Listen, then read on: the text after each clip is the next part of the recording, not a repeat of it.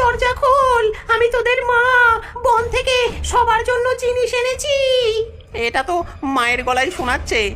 আগে আমরা নিশ্চিত হই, মা বলেছিল ওই ডাইনির সবুজ হাড়ের শরীর। আগে তোমার পাটা দেখাও, তবেই বুঝবো তুমি আমাদের মা কিনা। ডাইনি জানালার কাছে তার পা রাখলো। বানর ছানারা দেখলো পা সত্যিই সাদা।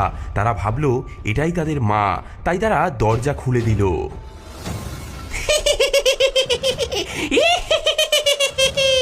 তোরা তোরা এবার কি করবি? তোদের তো এবার পালানোর উপায় নেই।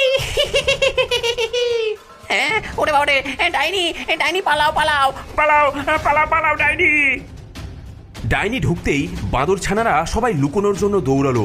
প্রথম বাঁদর ছানাটি টেবিলের নিচে লুকোলো, দ্বিতীয় জন বিছানায়, তৃতীয় জন রান্নাঘরের উনুনের মধ্যে, চতুর্থ জন বাসন মাজার ঘরে, পঞ্চম জন পোশাকের আলমারিতে, ষষ্ঠ জন জলের পাত্রে, আর সবচেয়ে ছোট্ট সপ্তম জন বড় দেওয়াল ঘড়ির মধ্যে লুকোলো। লুকিয়ে লাভ নেই, আমি তোদের গন্ধ পাচ্ছি। তোদের আমি ঠিক খুঁজে খুঁজে পার করব। ডাইনি প্রথমে টেবিলের নিচে হাত ঢুকিয়ে প্রথম বাঁদর ছানাকে ধরে ফেললো, তারপর একটি বড় হাঁ করে তাকে গিলে ফেললো।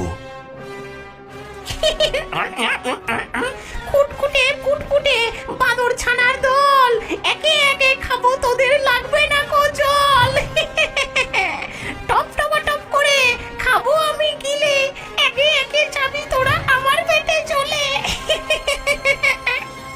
তারপর একে একে বিছানার নিচে, রান্নাঘরে, বাসন মাজার ঘর, পোশাকের আলমারি আর জলের পাত্র থেকে ছানাদেরকে বের করে কপ কপ করে গিলে ফেলতে লাগলো। ছানারা মায়ের নাম ধরে কাঁদতে কাঁদতে চলে যাচ্ছিল ডাইনির পেটে। মা মা বাঁচাও বাঁচাও বাঁচাও বাঁচাও। আহা! কি স্বাদ, কি স্বাদ! বহুদিন পর এত সুস্বাদু খাবার খেলাম। আহা! কিন্তু সবচেয়ে ছোট্ট ছানাটিকে ডাইনি খুঁজে পেল না। ঘড়ির মধ্যে সে এমন নিশ্চুপ হয়েছিল যে ডাইনির নজরেই পড়ল না। 6টি ছানা খেয়ে ডাইনির পেট ফুলে উঠল বিশাল ঢোলের মতন।